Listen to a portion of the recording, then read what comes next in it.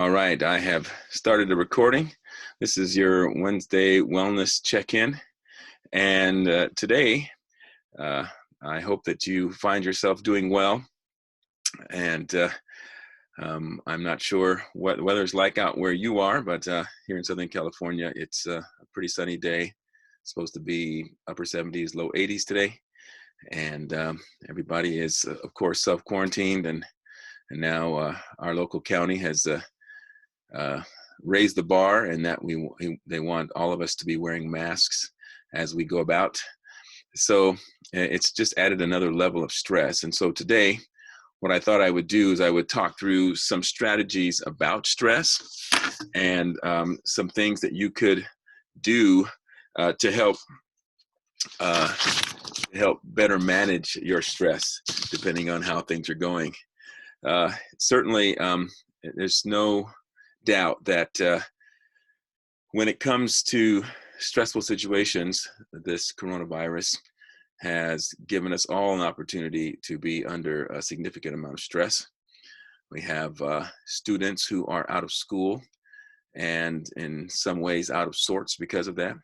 We have parents who are used to having school as part of their childcare and then allowing them to feel free to do the work that they need to do. And now they're having to divide their attentions. And we have folks who are essential workers, and they have jobs that we really need to keep going. And so there's the potential for stress related to, are they going to be exposed? Are they going to be affected, infected by the virus? And so this COVID-19 situation has really put us worldwide in a stressful situation. And the thing I want to make sure to say on the outset, though, is that stress is really something that is a typical part of life. I like to think about stress as any deviation away from our typical, our regular. And so that might mean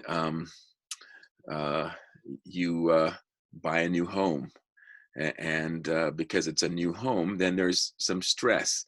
We might feel excited because it's new, but it's still a stress situation. Or maybe we are losing a home. Maybe the mortgage is overdue, and we're not sure how we're going to move forward. And so we maybe feel a little more distressed, a little bit more negative tension, or negative associated negative feelings with that type of change from our normalcy. Well, today, as I go through some ideas and concepts with you, I want you to keep that in mind, that stress really is an integral part of life, but really what makes the difference is your ability to cope with the stress that presents itself. So a stress might be an incident, it might be an activity, it might be a situation, and then you have an opportunity to respond. And even if you haven't been able to respond maybe in the way you want to respond, you have an opportunity then to do some of these strategies to help bring yourself back into a place where you find it a little bit more manageable and you are able to cope with a greater degree of success. So, and stress really is one of these things, particularly now with COVID-19, that you really don't want to have, or you want to have as minimal amount, because stress lowers your immunity. And in a time like this, having a very high immunity, or the highest immunity you can have, is very essential. So what I like to do today is just go over about 5, I think is what I put, but one of them has several. So it's 5 plus, really, ways to reduce the stress in the midst of this situation.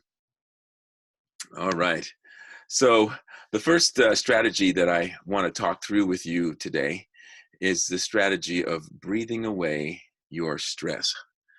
Breathing away your stress. Deep breathing is very helpful in resetting and regulating your autonomic nervous system, and different aspects that happen automatically under the hood that you don't think about: how fast your heart beats, how often you breathe per minute, that's your respiration rate, maybe tension in your jaw. Those are the kinds of things that deep breathing can help reset. And so even though it might only take 4 or 5 minutes, those 4 or 5 minutes that you take to practice some deep breathing would yield benefits, at least as from my perspective. And so today what I'd like to do is share with you 3 of the breathing techniques that I like to use and that I like to recommend. The first one I will call belly breathing. Some people call it diaphragmatic breathing. That's breathing from your lower torso into your belly. And from the picture here you see, it's one of the strategies in terms of how to figure out if you are really in fact doing belly breathing. I've used this as I was learning how to do belly breathing when I was taking voice lessons. So this is a very helpful strategy. So in belly, well, let's go back maybe a little bit or lay a foundation. In breathing, you will often see people, when they say they're going to take a deep breath, they'll go like this, and their shoulders will go up. Well, in fact, you have more capacity down below at the lower end of your rib cage and into your diaphragm and into your abdominal cavity than you do up here. And so moving the shoulders up is not what helps you have a deep breath or a full breath. What makes the difference is if you are able to I can't really do it here, but you're wanting to feel your diaphragm to go down, and as that muscle goes down, it expands your lungs sideways, and then your belly feels like it goes forward, and then that deep breathing then allows you to take in a larger capacity of air and therefore oxygen. And so stress has a way of shallowing our breath. So these strategies help you deepen your breath in terms of resetting, so that then you can come back to a quotes normal or a typical. So if you were sitting in a chair like I am, you might put your hand on your chest to make sure that your chest isn't really going out too much, is how I would like to put it. You want to keep your shoulders relaxed and back, or packed, as we would say if you were working out. And you want to place your hand on your other hand on your stomach, maybe right near your navel area, so you can at least tell where that is. And as you breathe in through your nose, you want to feel your stomach move forward, and maybe even a certain tightening around the lower back, just below the rib cage. I'm gonna see if I can do it intentionally. So my shoulders, I just peeked at myself, and my shoulders didn't really move up as much, but I was able to take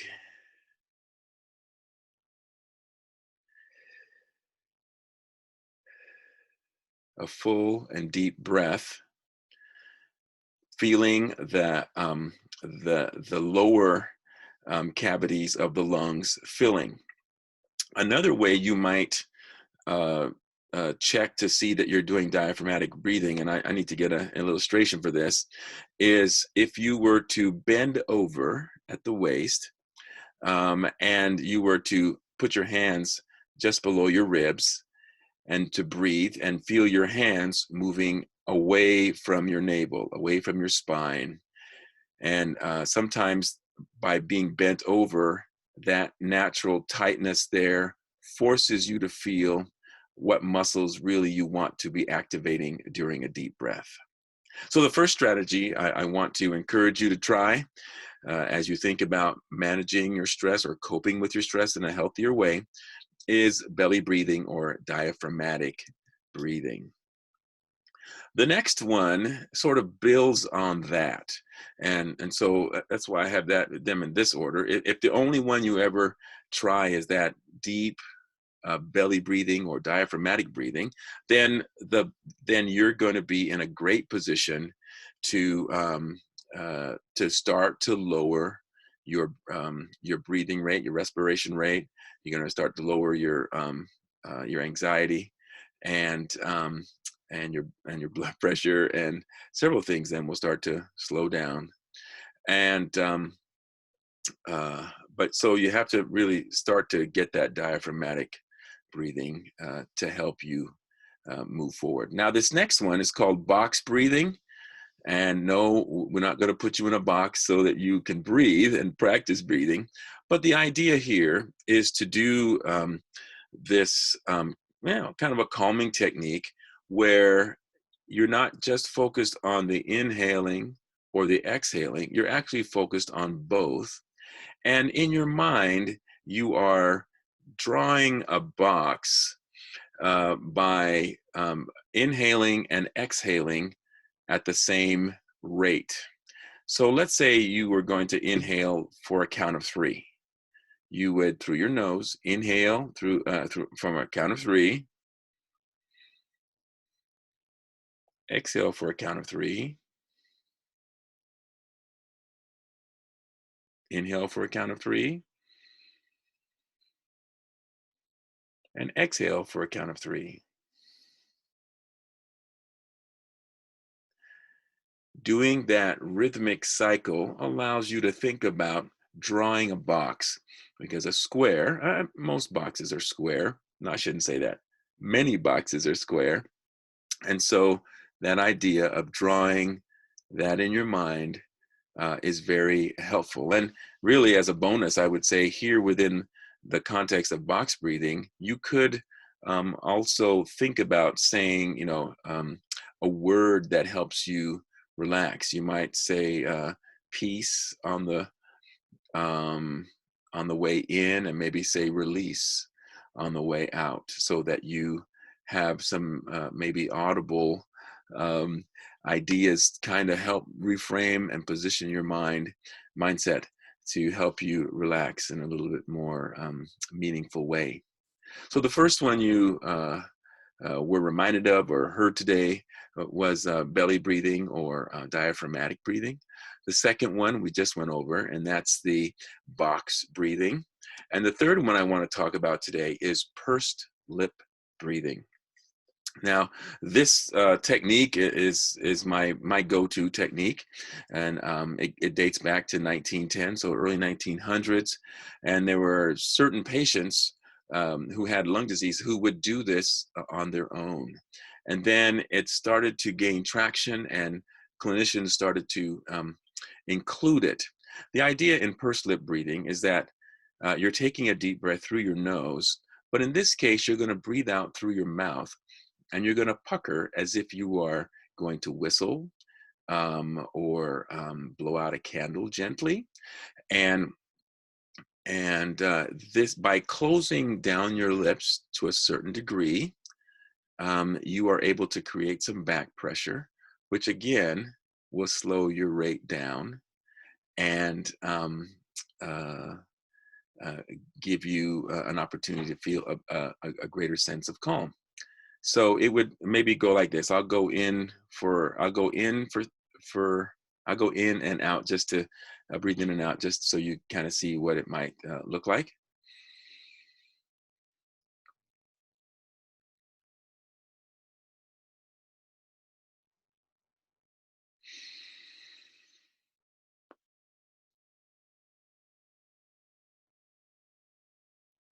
So that's the basic. And then So you're breathing in through your nose and out through your mouth. But the real benefit, I think, comes in the ratio of inhale to exhale. So I like to say for every one inhale, one count of inhale, you're going to have 2 counts of exhale. So we used 3 before. Let me use 3 again this time. So I'm going to go in for a count of 3, but then I'm going to exhale for a count of 6.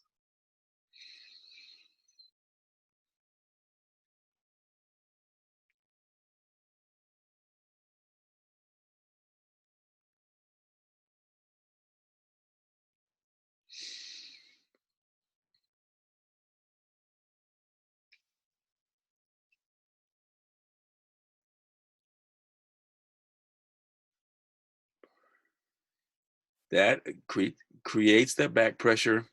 If you have a compromised lung, it's great for opening up, creating pressure, because if you're losing elasticity as you age in your lungs, it'll help open your alveoli out and all your different lung chambers. It'll start to open them out.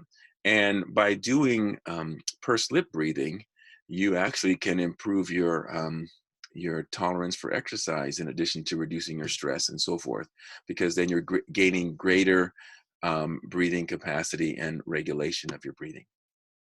All right, so that's the one section of breathing.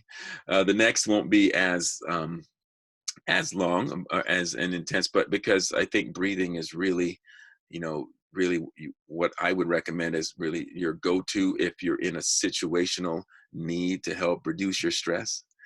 Now, if you're just the next few concepts I want to share are just really about maybe some lifestyle tips, and there's lots more that could be other than this list, but here's a few more to help you dial in.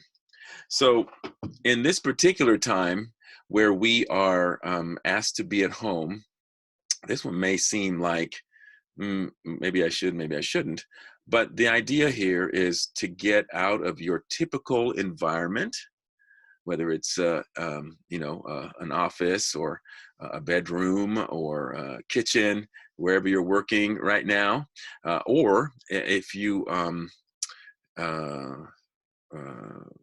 yes, whatever your typical is, to get out of the typical, and then if possible be close to nature. There's a lot of research that speaks to the benefit of taking a walk, bathing yourself in nature. Actually, I think that's what one of the concepts I've heard used about it, where you would go into a forest and it's sort of this idea of being bathed in nature. So get out and do some walking, just to clear your head, get some fresh air, so you can help feel a little bit better about whatever's going on for you. The next thing I'd like to remind you of is to stay clear. In sports nutrition, we talk about how do you know if you're drinking enough water? And this is particularly a concern to athletes, but now that you're at working at home, you're not going to be maybe as active. You maybe not be walking around and going to talk to someone down the hall in their office. Maybe you're still gonna walk to the restroom and things like that, or the lunchroom to get some, maybe catch up on your coffee or catch up on the latest word around the office. But so you're gonna be tempted to maybe be more sedentary, and but you're gonna be closer to a bathroom. So, so this one's going to be good for you to do. You're going to want to drink plenty of water. You want to think of it not only as hydrating you, but also flushing out your system and any toxins that are building up. You're going to want to flush them out by drinking water regularly and drinking an appropriate amount. I like to recommend that you think about whatever your weight is in terms of ounces. So in my case, I'm 225 ounces, 225 pounds. And so then half of that be 112.5. So 112 ounces is what is recommended for me to be drinking on a daily basis. Now, for you, if you're 120 pounds and you're used to drinking eight-ounce glasses, that's 64. So you're getting pretty close to your 120 pounds or whatever it is you weigh. So so you're wanting plenty of water, and I do mean water, not anything that's a little bit more alcoholic oriented. We want to stay away from the alcohol because that's dehydrating. If you're going to do caffeine, of course, maybe early in the morning, but we can talk about that another time when we talk about sleep. But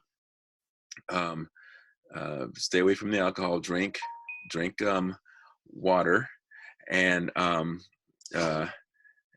as you drink the water, it's going to be helpful for you to somebody pegged me here today. Oh, okay. And it's interesting.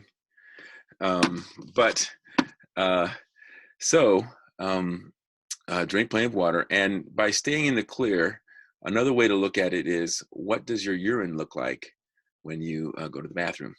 If your urine is very pale yellow, that's better than if it's a dark yellow. So the darker the yellow, the more dehydrated you are. So you want to drink plenty of water. And in fact, this is one of my own personal challenges. And so I know when I'm done with this, I will go and drink plenty of water. All right, the next one is to move. Now, in a general sense, yeah, we did talk about going for a walk and the benefits of doing that, going for a walk. But I am here in this case, I'm thinking about just any kind of activity. You see the young lady here who's doing some yoga, Tai Chi, and of course walking in a general sense. Not maybe in a protracted, like, yeah, let's go out and walk our 3,000 steps, but more just a different kind of movement to help keep your body fresh. A sedentary work environment has been associated in a similarly detrimental way as smoking. I might say that sedentary is the new smoking. So please make sure and be active and move. And the last one I want to encourage you to think about is to unplug. That is to get away from technology for a given amount of time. You may have to work up to an hour, but start, if it's 15 minutes, start 15 minutes. You might, unless your step counter is on your phone, you might leave your phone at the home and go for a walk. Or if you feel more safe having your phone, so if you need to call in case of an emergency, put it on silent and put it in your back pocket and walk. And then your step count will be taken into consideration, but you're not focused on looking at your phone. Or if you're going to a place where it's going to be like a park or overlooking a city, as this picture has it, then you're going to want to be somewhere where you can maybe set your device aside, and then maybe be in an area where you're not connected to it, but you're not focusing on it. And you can set a timer on your phone to remind you that it's been 10 minutes. You can, or 15 or 30 or whatever it is you're going to start with. But I would start with a 15 and then work up and get to, being able to do it for a morning, particularly on days when you don't have work responsibilities that take your attention. Well, the main thing that I want you to, before I end my time, I just want to remind you of some things that can help you heal your body in a general sense, so that you can be thinking of a few other final strategies that might help you here as you're thinking about how to beat and cope in a healthier way with the stress that you're feeling. So the first thing, of course, we talked about regular exercise. It's going to boost your feel-good hormones, as we say. Your endorphins are going to up level a little bit. You're going to feel better, and even if the situation hasn't changed, your response to the situation has changed, and that's really important. That's the important part of coping. The next thing I want to remind you of is to eat a healthy, uh, eat healthy, eat in healthy ways. Eat plenty of raw foods. Eat plenty of colors. Get your fruits and vegetables. If you can do them raw, great. But choose ways that you cook them that you don't lose too much of their nutrient value. That's really important for you to have a healthy diet. You want to stay away from sugar. You want to stay away from sugar because sugar is going to lower your immune system anyway. So, eat natural sugar, but the processed sugar, the white sugars, brown sugar, you want to stay clear and keep your diet healthy. Sweet isn't necessarily bad, or certain, but sugar is the one you want to make sure and keep an eye on how much of it. Eat as unprocessed. I like to tell people to eat as unprocessed as possible. That typically makes a big difference as well. The last two that I'll mention today is that I want you to think about your sleep. We can talk about that in another session if that's going to be helpful. You want to think about getting at least 7 to 8 hours of sleep. This is an area that's a challenge for me. Some days I get that, some days I don't.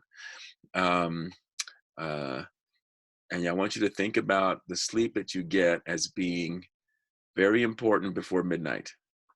So if you're able to get 1 or 2 hours before midnight, we'll give you twice the hours credit for those hours of sleep. So if you went to sleep at midnight and you woke up at 6, we would say you had 6 hours of sleep. But if you went to sleep at 11, then we would say you had 8 hours of sleep in terms of your body's reception of that. And if you were to go to bed at 10, then that would be 2 hours before midnight, times 2 is 4, plus the 6. So that would be to your body 10 hours of sleep, even though elapsed time it would only be 8. So if you're able to start your wind down about 9 and then dial in there, that's going to be really helpful for you. So I hope today you've gotten a few tips that will help you as you are managing your stress. I hope that these have been helpful, and if you have any questions, you can when I post the video in the group, you're welcome to post any questions you have, and I'll be glad to do my best to answer them. And if I have need of an expert, I'll make sure and look one up to make sure we can get some good counsel on some of these things related to stress. All right. Well, thanks a lot again, and I'll look forward to seeing you next time.